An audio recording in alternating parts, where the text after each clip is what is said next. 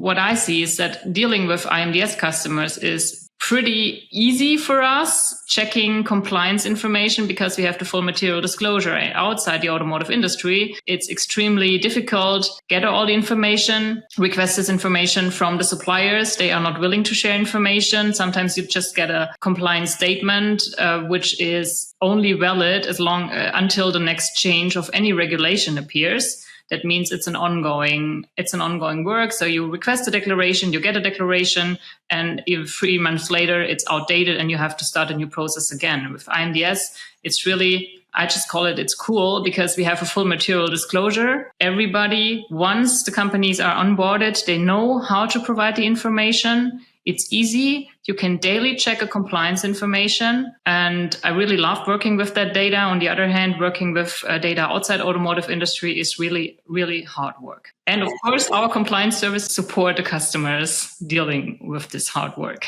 What I love is also that you see, I mean, IMDS started many years ago, but it's growing constantly. And now, since we are working towards the product carbon footprint, you can see that the data that is there is just a wealth of data that you can use for so many different topics, not only for checking the compliance if there's too much lead in a product, but also checking for recycling content, checking for, there's also substances that needs to be declared, not because they are dangerous, but they have a value like copper. So you want to know, because, I mean, in other places on the earth, people are stealing copper. So here it's important to know how much copper is in there because it can be reused. So the value of this data is immense. And it would be great if it could also be used not only for automotive industry, but also for others.